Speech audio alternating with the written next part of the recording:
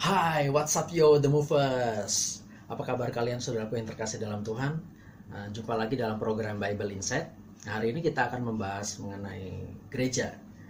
Suatu tema yang sudah tidak asing lagi bagi kita semua, karena kita juga bagian dari gereja. Nah, sebelum langkah lebih jauh, kita akan melihat sebenarnya apa sih arti kata gereja sendiri. Nah, gereja berasal dari bahasa Yunani, yang asal katanya itu eklesia. Itu terdiri dari dua kata, yaitu ek, yang berarti keluar, dan juga kaleo, yang artinya dipanggil.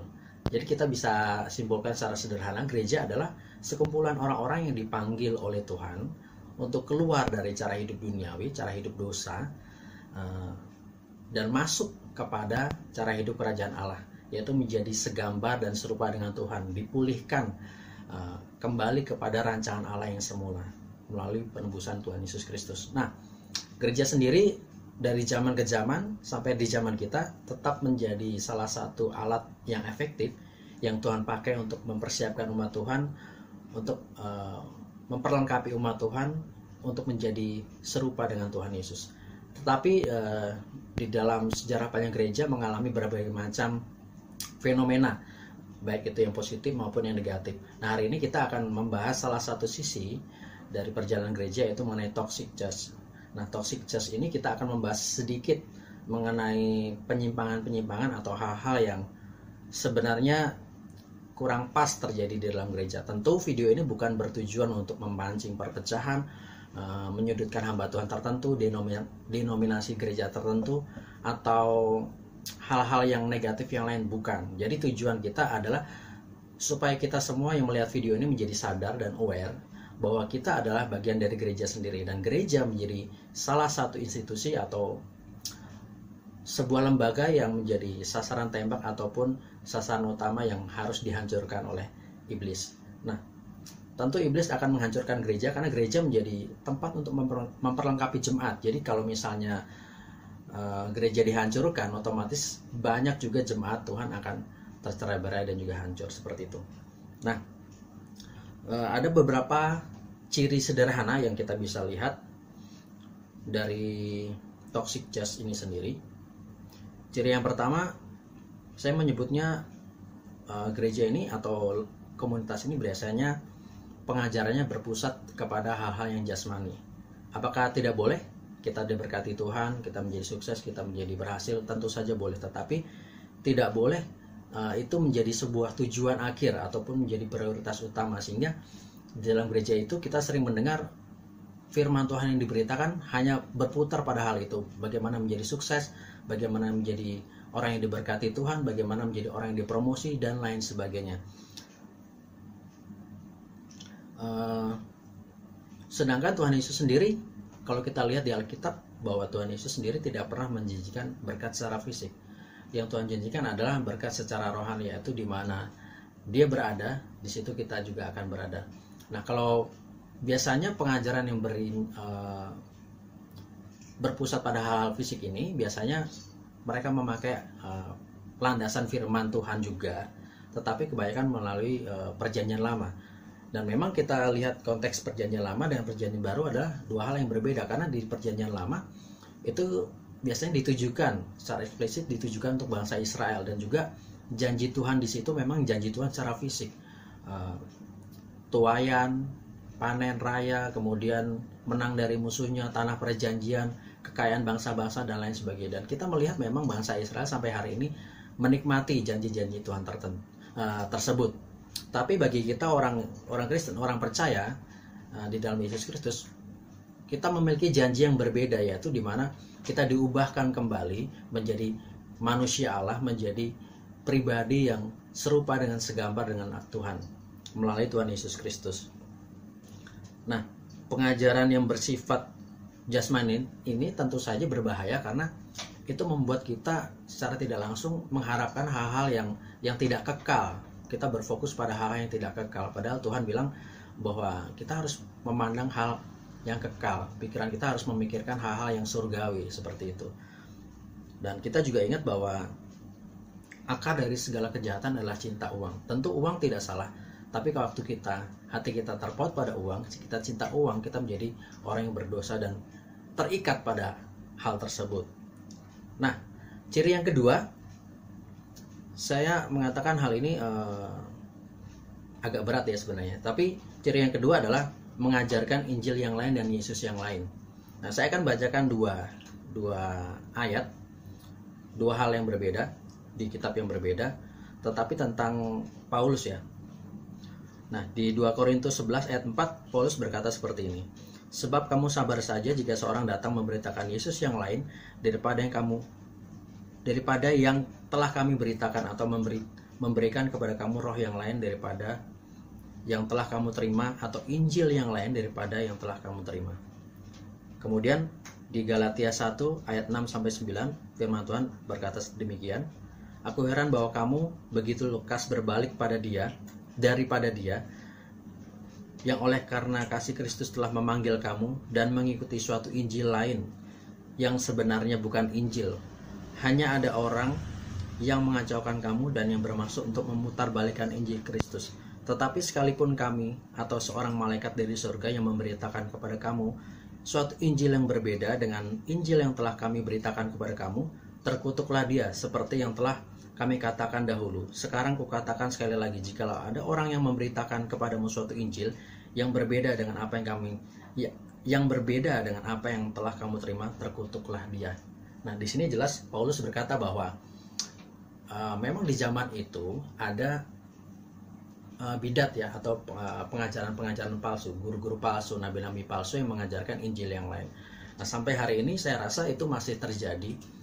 Apa itu Injil yang lain? Artinya Injil yang pesan utamanya tidak sampai untuk kita hidupi seperti itu. Jadi Injil yang hanya memberitakan hal-hal yang jasmani yang seperti tadi kita sudah bahas sebelumnya.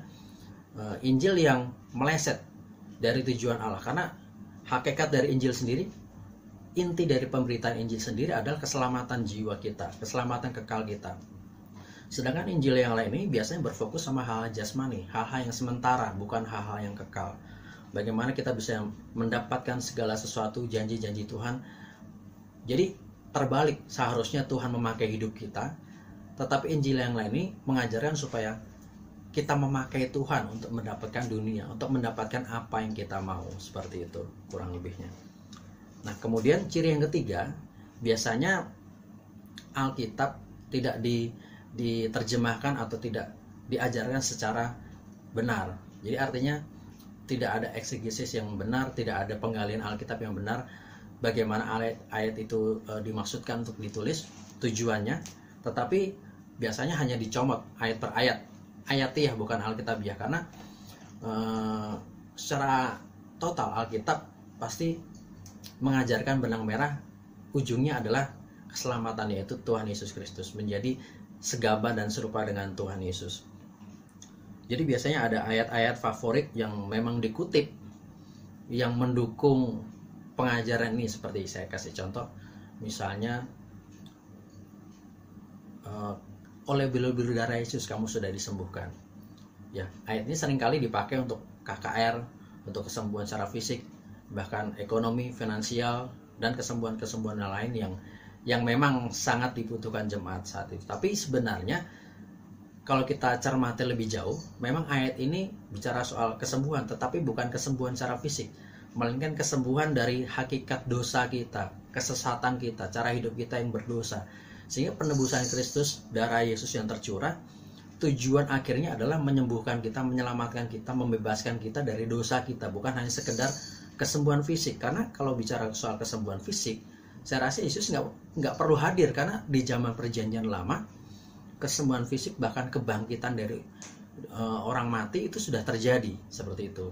Dan kalau Tuhan Yesus memang menjanjikan kekayaan seperti yang tadi kita sudah bahas sebelumnya, tentu Yesus tidak perlu datang, karena udah ada Salomo yang kekayaannya itu tidak tertandingi oleh siapapun.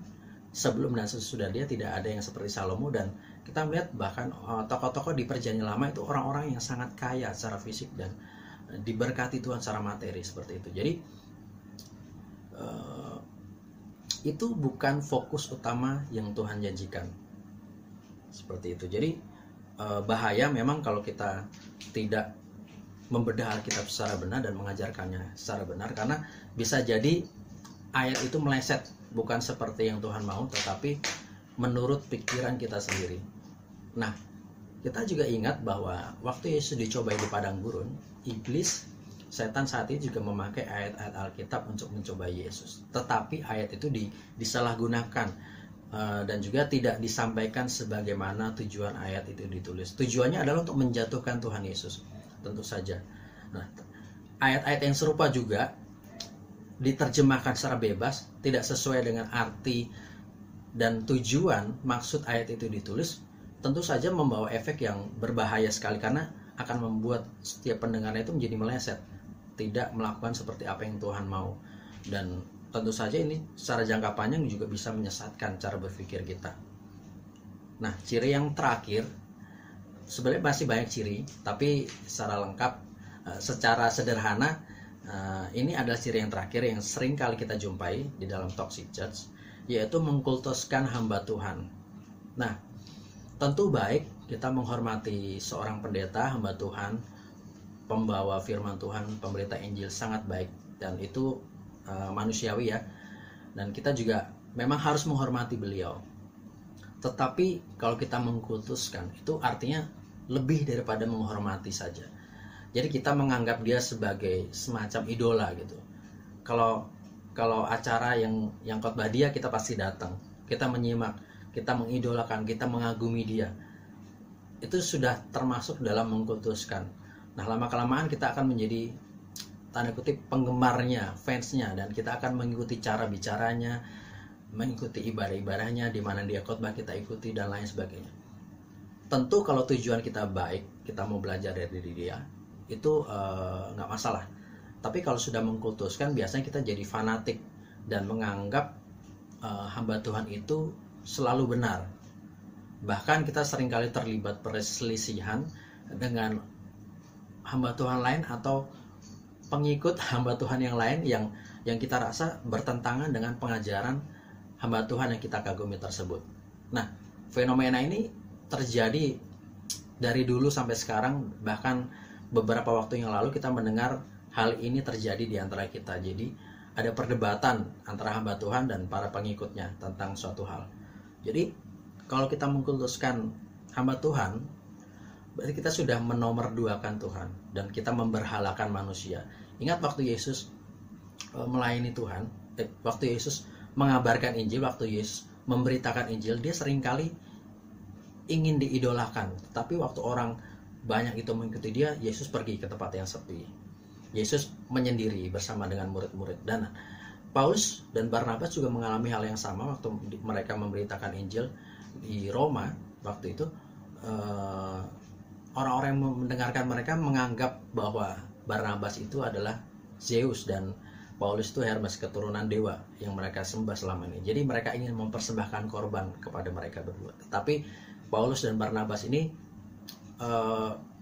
menolak dan juga mengoyakkan jubah mereka.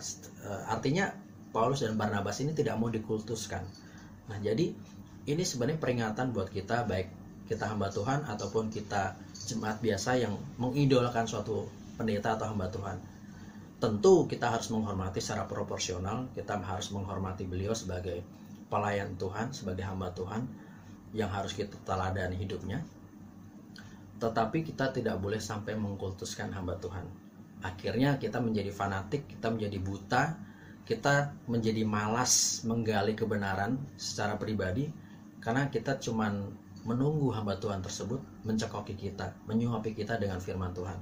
Dan kita jadi malas untuk cross check apakah yang disampaikan itu benar, sesuai Alkitab atau tidak. Karena kita terlanjur mengagumi, kita terlanjur fanatik sama seseorang tersebut. Nah, demikian ada beberapa ciri yang tadi sudah kita bahas mengenai toxic church. Sekali lagi saya sampaikan bahwa tujuan video ini dibuat bukan untuk merendahkan, menjatuhkan atau mendiskreditkan gereja, denominasi tertentu atau hamba Tuhan tertentu. Karena kita semua adalah bagian dari gereja. Dan saya berharap setelah melihat dan menyaksikan video ini, saudara bukan antipati kepada gereja. Justru sebaliknya, saya mengajak setiap kita terlibat di dalam gereja, terlibat di dalam pelayanan, memberikan pengaruh dan memberikan kontribusi yang baik dari apa yang kita punya, yang menjadi kekuatan kita untuk kemajuan gereja, baik secara organisasi maupun secara individu. Nah, saya berdoa supaya video ini bisa menjadi berkat buat siapapun yang mendengarkan dan juga melihat. Nah, selanjutnya apa yang harus kita lakukan kalau kita ada di dalam toxic church? Nah, langkah yang pertama pasti kita harus kembali ke Alkitab. Jadi setiap kali kita melihat, kita mendengar sebuah pengajaran yang salah, kita harus cross check kepada kebenaran Alkitab. Apakah yang disampaikan pendeta itu benar? Ya, apa yang kita dengar itu sudah benar sesuai dengan Alkitab atau tidak? Yang kedua, tentu kita berdoa buat gereja kita. Kita harus berdoa supaya Tuhan membukakan. Kalau memang kita berada dalam komunitas yang salah, kita berdoa buat gembala kita berdoa buat teman-teman pelayanan kita, bahkan kita berdoa buat para pemimpin rohani kita supaya Tuhan mencurahkan rohnya ke atas mereka semua, ke atas kita semua, supaya kita menjadi sadar dan kita kembali kepada pribadi Tuhan yang benar, seperti itu. Dan selanjutnya, kalau memang dirasa sudah terlalu toksik dan pengaruhnya sudah terlalu buruk, ya tidak ada pilihan lain selain pindah dari komunitas tersebut, seperti itu. Jadi secara sederhana seperti itu saya sampaikan. Semoga video ini bisa menjadi berkat dan menjadi sesuatu yang positif bagi kita semua. Sekali lagi, jangan anti gereja, jangan menjauhi gereja, jangan membenci gereja, karena tidak ada gereja yang sempurna dan kita pun tidak sempurna. Oke, sekian dulu ulasan kali ini. Sampai jumpa di video selanjutnya. Bye bye. Shalom.